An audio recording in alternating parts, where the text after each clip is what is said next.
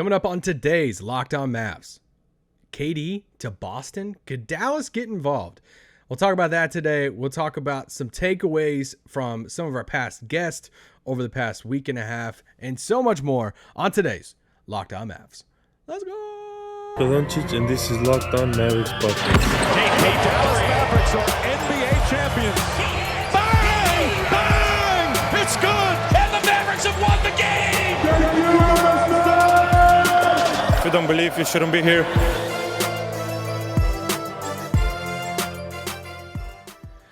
Let it ride. Let it ride. No, I'm just kidding. We don't have the music riding. Welcome to today's Locked On Mavs. This is one of your co-hosts, half of Locked On Mavs, contributor to Mavs.com, Isaac Harris.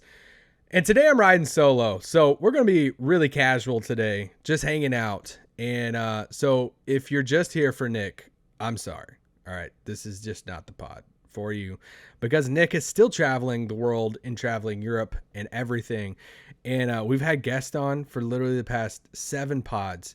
And I have to say, they've been pretty dang good guests. All right, it's been a lot of fun, a lot of cool insights. And so today, I'll talk about some takeaways from some of those guest pods because there were a few things mentioned in those conversations that I thought was a lot of fun.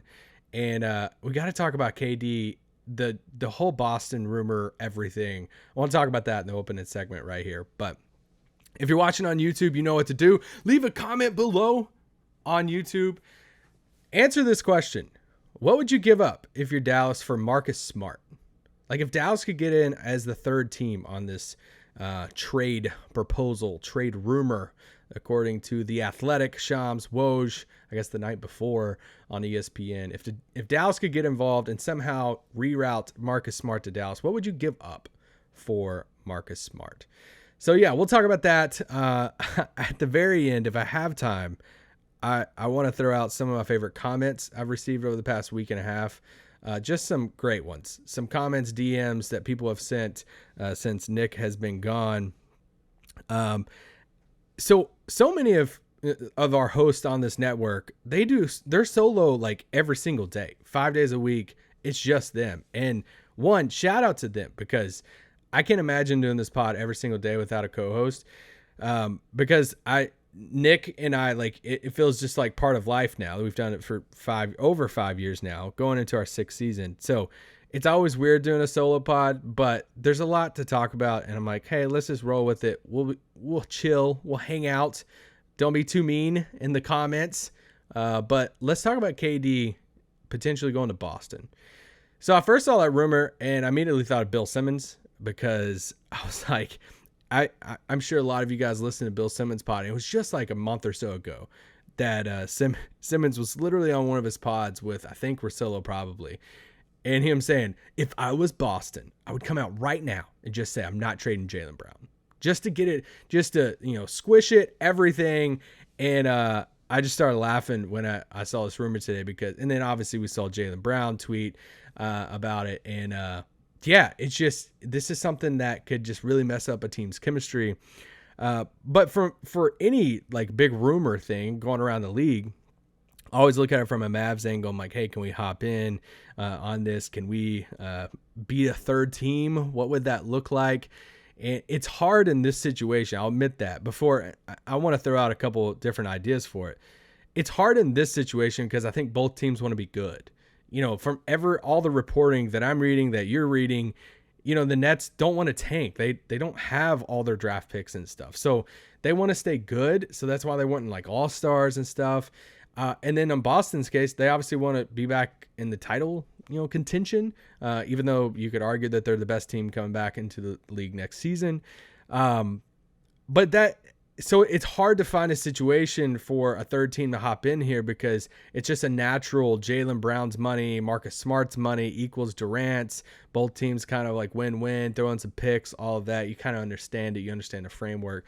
So we're kind of stretching it a little bit of saying, hey, how could Dallas get involved? But I thought the media game in this was just hilarious. I thought the report comes out, I guess Monday morning on Shams' Inside Pass on The Athletic, and it's reported. And then immediately, I mean, it's like clockwork. Like the next 24 hours, it's media on like other platforms like ESPN or whatever, just trying to downgrade the whole thing. Like, are we sure what does offer even mean? Like, I heard that thrown out there. I heard, well, this isn't, it just isn't that big of a news, like we've known this. It's like, all right. One of my favorite responses in media always is like, well, that just wasn't big news. Well, did you report it? Because if you knew it and you didn't report it, and now we're all hearing about it for the first time because it's reported, then it is news to a lot of us. So it's always one of my favorite like bingo card media things is the media person's like, well, that wasn't news to me. I've known that for a while, like I got my people, and it's like, well, okay, cool, but you didn't report it. So anyway, so that was like a funny thing from my angle on this with the KD Celtics thing. But could Dallas hop in here? Here's the only way that I think Dallas could hop in as a third team is if Brooklyn looked at it and said, which, according to Shams, Brooklyn wants, Marcus Smart to be involved in this. So obviously if they want Marcus Smart to be involved, they want Smart to be in Brooklyn. But let's just say their priority was, we want a legit all-star, which would be Jaylen Brown, young all-star. And then we just want the most draft picks possible. So I think Boston, the most that they could do is like 3 unprotected and then maybe a couple pick swaps possibly. So what if they looked around the league and said, hey, could we get another first for Marcus Smart? And I think that's where, once again, other teams would offer a first too. But if Dallas could get involved and say, hey, we will give you, would you, a Mavs fan that's listening to this or watching this on YouTube, would you give up an unprotected first and whatever other salary to get Marcus Smart? Like, what is your limit with that? Like, would you give up Tim Hardaway and an unprotected first for Marcus Smart? Would you give up Maxey and Dwight and an unprotected first for Marcus Smart? I don't know, like, what's the limit? How do you feel about a Marcus Smart? He is, I think, 28. Obviously, he's a Dallas, he's from Dallas, from Flower Mound. And I feel like he's one of those dudes that we've talked about for, I don't know, years of talking about him potentially being at Dallas and the fit in Dallas and all of that. I think the fit would be kind of natural next to Luka. The only thing is obviously his three-point shooting is 33% three-point shooter last year. And so that's not like ideal, but what you would get with Marcus Smart, if you could swing, a trade for him, is you'd obviously get another guard in the backcourt with Luka. Do you debate on, would he start? Would Dinwiddie start? Dinwiddie was used to coming off the bench last year. I don't think you'd trade for Marcus Smart and then bring him off the bench, but I don't know. So, it would be interesting. I think he would fit. I think if Dallas could hop in and somehow pull that off, I would be very, very interested in that. I think that would be a lot of fun. What if it became like a bigger deal? What if, from all indications, it feels like Utah's motivation to trade Donovan Mitchell is for draft picks, is for, hey, we're going to suck for a while, right? We're going to tank this thing out, be at the bottom of the league. We have the worst, branding in the league. So let's just not win very many games. Let's not sell very many jerseys and just wait for the purple jerseys to come back next year and just suck as a team. I'm halfway joking about the branding thing. But what if Ainge says, hey, I really like Jaylen Brown. And I know that we've been prioritizing picks and young players. But what if he wants to get Jaylen Brown back and still suck? So what if it turns into like a bigger 4-team trade? And I'm not even going to get into all the exact players, exact picks, and who would get what picks, whatever. But what if there was a framework to where KD went to Boston, Jaylen Brown went to Utah, Donovan Mitchell goes to Brooklyn, and could Dallas hop in there somewhere and say, hey, Marcus Smart, Mike Conley, they could pull in both of those guys. You would be taking salary from Utah. How could that 4-team trade happen? I was playing around with it earlier. There's ways to pull it off for sure. Because if you're Utah, you're obviously trading Mitchell and getting a cornerstone of Jaylen Brown. Would they get a couple picks in that? They'd also be getting off the money of Mike Conley if they got some expirings from Dallas. Obviously in Boston, you're getting Kevin Durant. If you're Brooklyn, you're getting Donovan Mitchell in that. I think a scenario I was playing around with on Trade NBA was, some of the expirings on Dallas going to Utah, Tim Hardaway going to Brooklyn. And all of that. We're just having fun. This is what the trade machine and TradeNBA.com is a lot of fun with. But bottom line, I think this is the type of opportunities Dallas is waiting on. Is what's the big domino? What's the big move for Kevin Durant, Donovan Mitchell? Can we hop in as a third team? Can we hop in as a fourth team? I just think it's a little bit harder when you get into two teams trading that want to be good.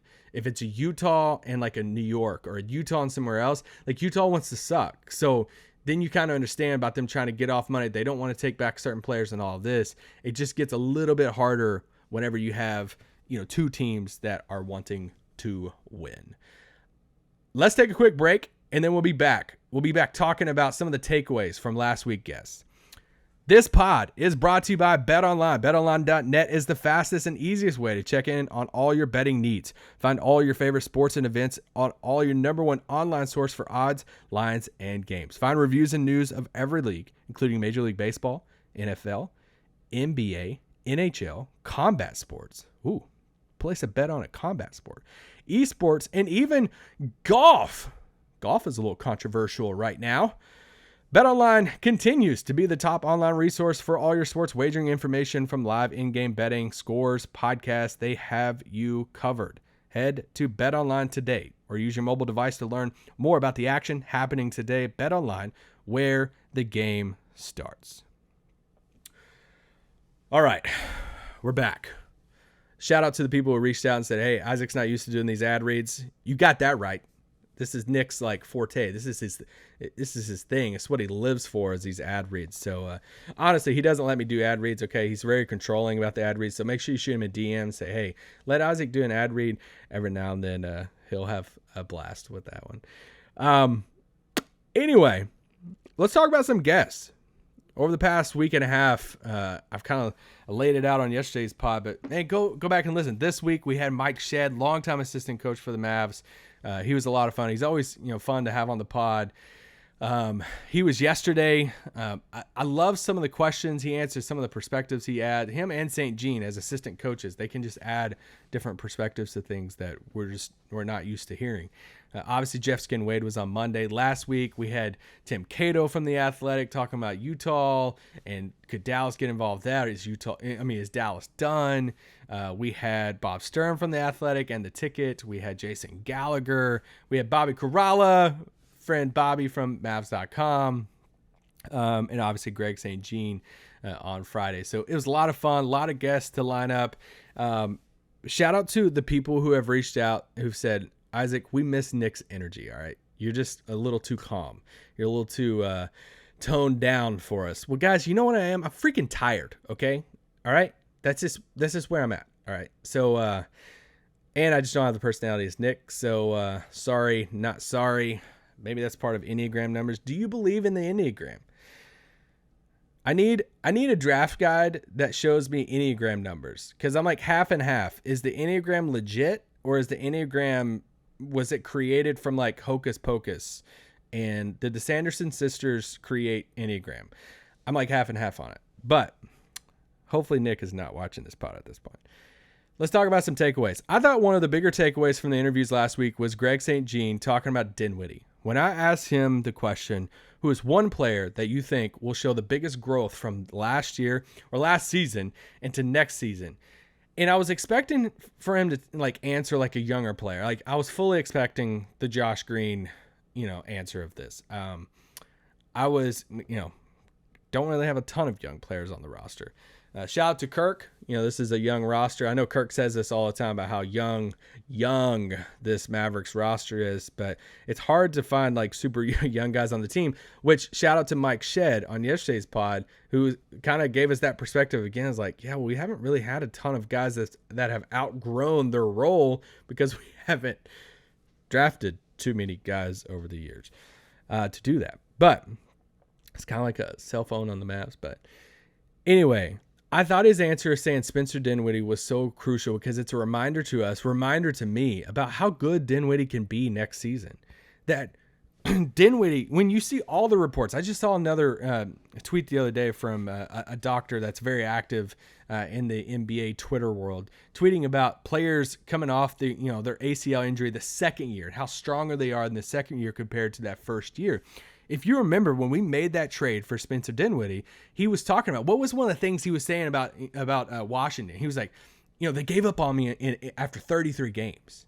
Because he tears his ACL that first season there, he comes back and plays 33 games and they trade him, for Porzingis. And he's like, they gave up on me then. And what was he doing in Washington? He was having these rhythms of these back-to-backs of like he's setting out the second night of a back-to-back because he was on this recovery rest rehab plan with his ACL injury.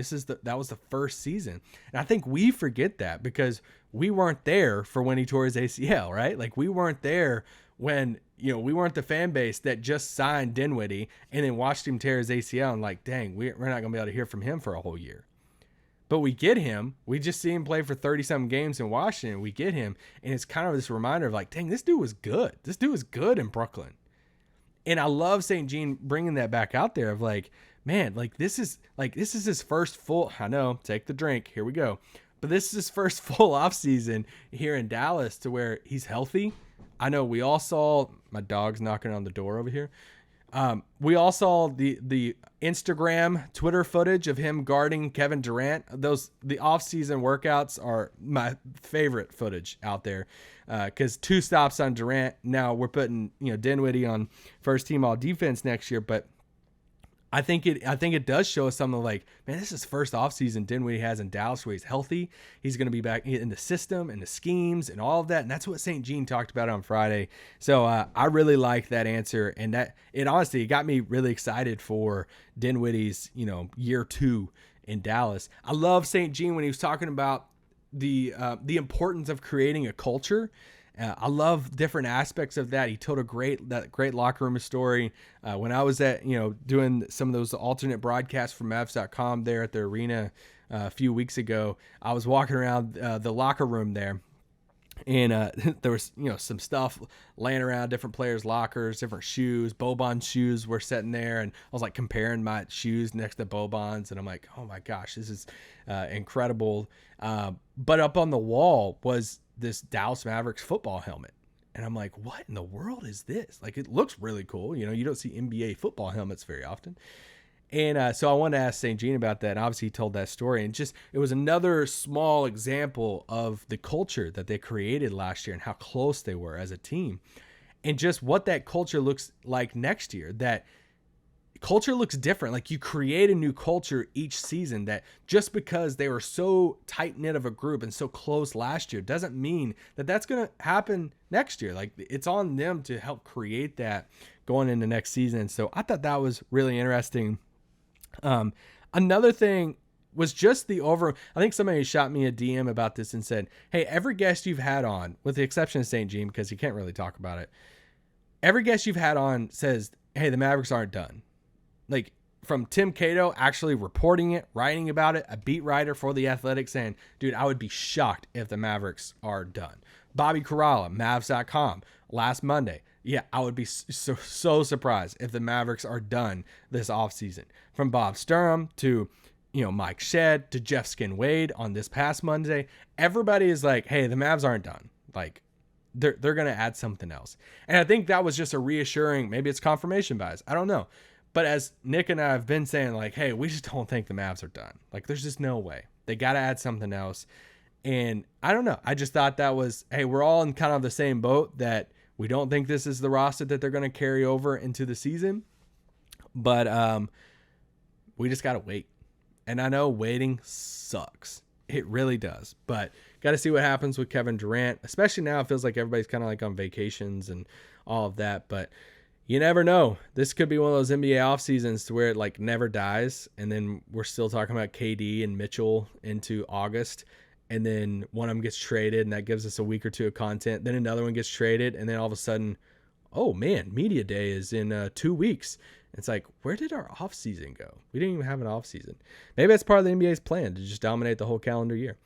But that's where we're at. I think we're all in the same boat. I think most of our listeners, people watching us right now, are in the same boat too. We're just waiting for the next big shooter drop to see how Dallas can pounce on the situation and get another potential ball handler or another wing.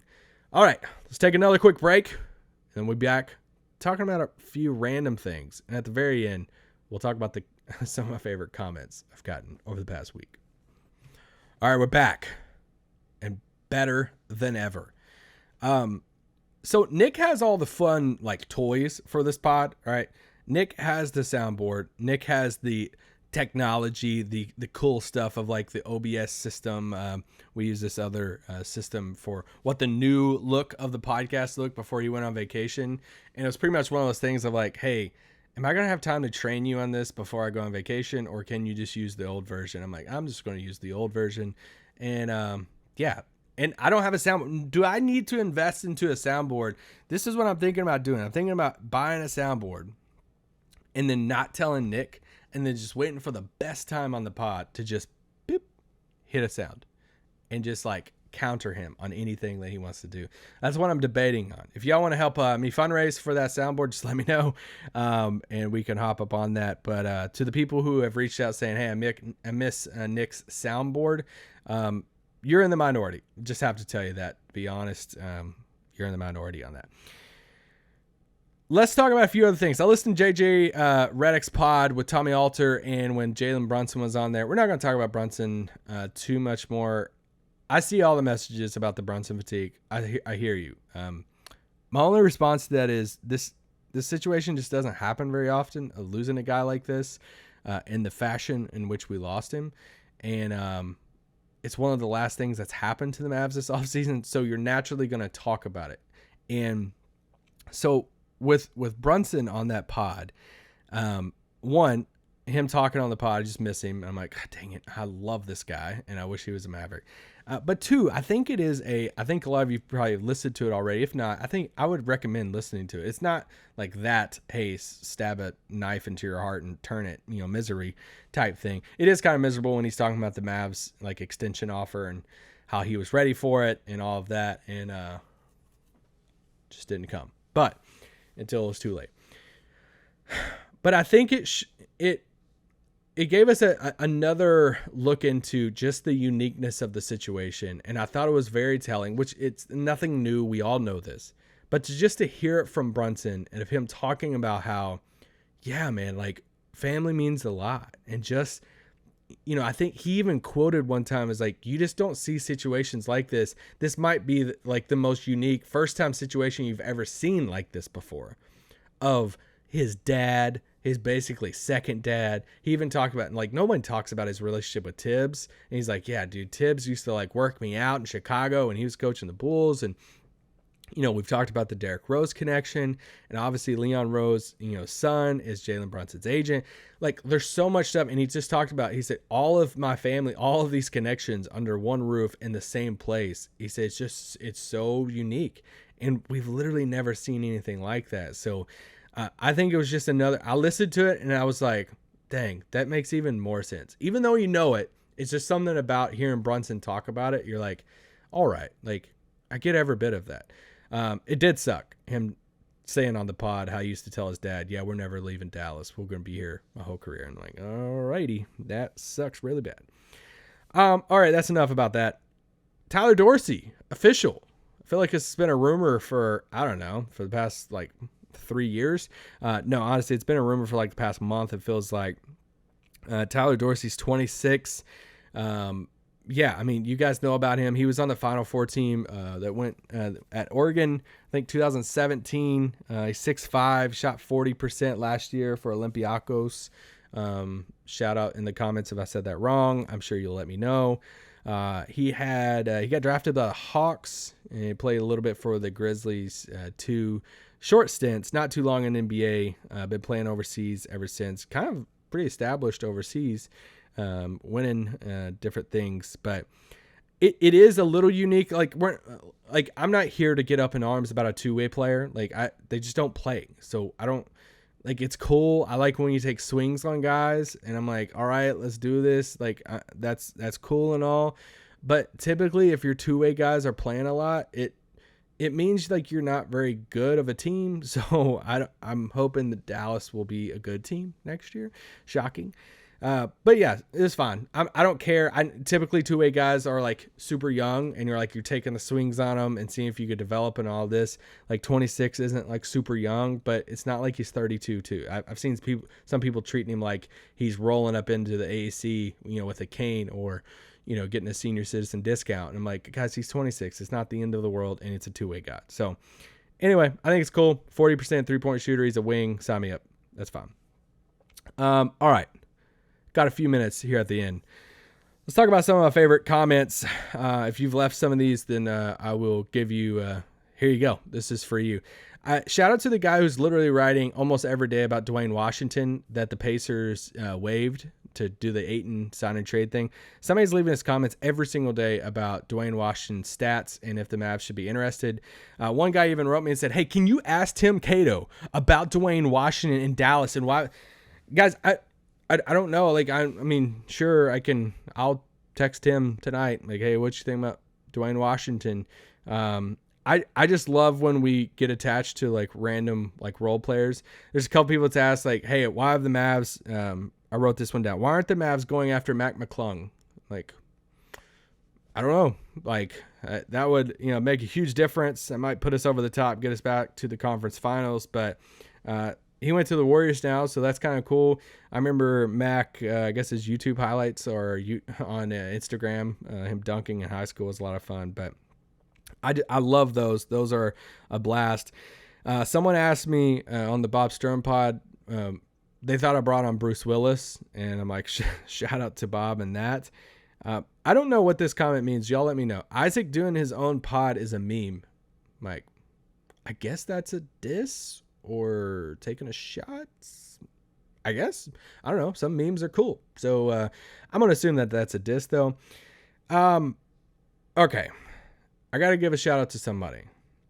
There's been the same guy that has written every single day and said, hey, can you please turn down the volume on the outro music? So the outro music's literally like 5 seconds.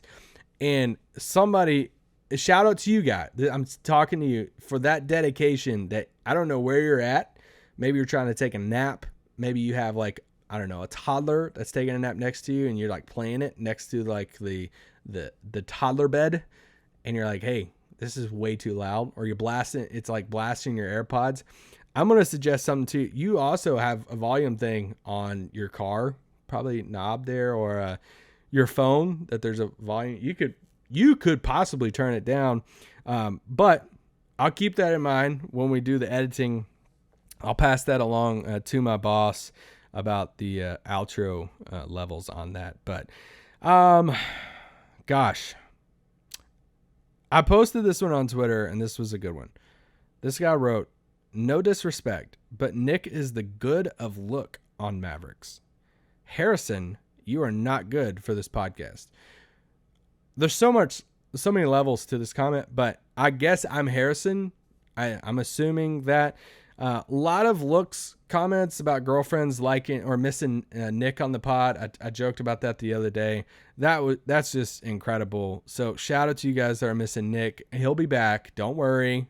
I know some relationships out there kind of strained right now because the boyfriend or the husband still listen to the pod and you're bummed because Nick's gone. I get it. It's tough times right now, but Nick is coming back. So don't worry. And my last one, actually, hold off. I'll make this announcement and then I'll say the last one real quick. Tomorrow, we'll be back tomorrow. I think we're going to do a Q&A. I'm going to bring somebody on. So don't worry. We're not going to do another solo pod. I know you guys don't like solo pods. It's fine. You'll let me know in the comments today. I know. But we're going to bring somebody else on, I think tomorrow night, and we're going to answer some questions. I'll probably tweet out something, so make sure you respond. If you have a question, you can shoot me a DM if you see the tweet, or I don't know. I don't put my email out there, so don't email me. Don't find my work email either. That's weird. Like, that's just weird. All right. But anyway, just reach out with a question and we will try to answer it. But so be back tomorrow. And then Nick, I think, should be back for Friday's pod. So get hyped about that. Last comment I got somebody commented on the Saint Jean pod and said, "Hey, when Saint Jean was talking about Tim Hardaway being the best free agent or being a free agent, what was the thoughts going through your brain?" I'm going to share what I was thinking coming up next